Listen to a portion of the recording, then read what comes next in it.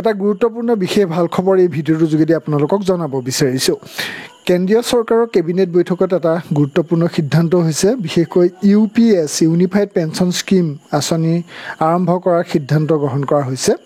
এতিয়া আমাৰ কেন্দ্ৰীয় চৰকাৰৰ কৰ্মচাৰী নিজেই গ্ৰহণ কৰিব পাৰিব সিদ্ধান্ত, NPS-ত থাকিবনে UPS পেঞ্চন আঁচনিত অন্তৰ্ভুক্ত হ'ব, এয়া কৰ্মচাৰীজনে সিদ্ধান্ত কৰিব পাৰিব।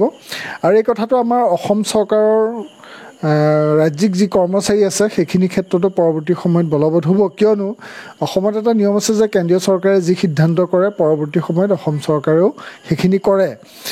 যদিহে OPS কৰে OPS হ'ব, NPS হ'লে NPS হ'ব, এনেকুৱা ধৰণৰ এটা নিয়ম বিধানসভাত ঘোষণা কৰা হৈছিল।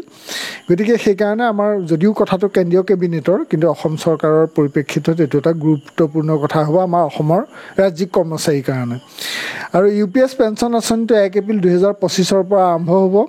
2004 চনত অৱসৰ লোৱা কৰ্মচাৰীৰ বাবেও UPS প্ৰযোজ্য হ'ব আৰু ৰাজ্য চৰকাৰেও UPS নতুন মডিউলত লোৱাৰ সিদ্ধান্ত ল'ব পাৰে। আৰু NPS-ৰ পৰিৱৰ্তে কেন্দ্ৰীয় চৰকাৰে UPS পেঞ্চন আঁচনি আনিছে আৰু প্ৰথম বছৰত UPS ৰূপায়ণত 6,250 কোটি টকা খৰচ হ'ব। গতিকে এইটো এটা গুৰুত্বপূৰ্ণ আঁচনিয়েই হ'ল যে প্ৰথম বছৰত 6,250 কোটি টকা খৰচ কৰাৰ সিদ্ধান্ত কৰিছে আৰু বকেয়াৰ বাবে প্ৰায় 800 কোটি টকা খৰচ হ'ব, তাৰ কাৰণে ধাৰ্য কৰিছে কেন্দ্ৰীয় চৰকাৰে। গতিকে পৰৱৰ্তী সময়ত আমি এই বিষয়ত আৰু বিতং কিছু ভিডিঅ' বনাবলৈ চেষ্টা কৰিম। আৰু ইউনিফাইড পেঞ্চন স্কিমে আমাৰ কৰ্মচাৰীৰ বাবে আশাৰ বতৰা কঢ়িয়াই আনিছে বুলিয়ে ক'ব লাগিব, কাৰণ NPS-ৰ পৰিৱৰ্তে OPS দাবী কৰি আছিলে বহুতেই। গতিকে এই ক্ষেত্ৰত UPS-ত কি থাকে এইখিনি আমি পৰৱৰ্তী সময়ত আৰু বিতংকৈ জানিব পাৰিম।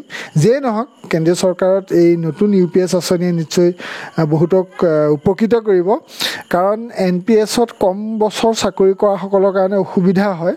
বেছি বছৰ যদি চাকৰি কৰে তেতিয়া NPS-ত কিছু টকা পায়গৈ, কিন্তু UPS আঁচনিত সেইসকলৰ কাৰণে ভাল ভাল সিদ্ধান্ত থাকিব। আমি পৰৱৰ্তী সময়ত আৰু কিছু তথ্য সংগ্ৰহ কৰি আপোনালোকক জনাবলৈ চেষ্টা কৰিম। আজিলৈ সামৰিছোঁ, আৰু এনেধৰণৰ শেহতীয়া বাতৰিৰ বাবে চাই থাকিব ইউটিউবত কুমাৰ বসন্ত অসম। ধন্যবাদ।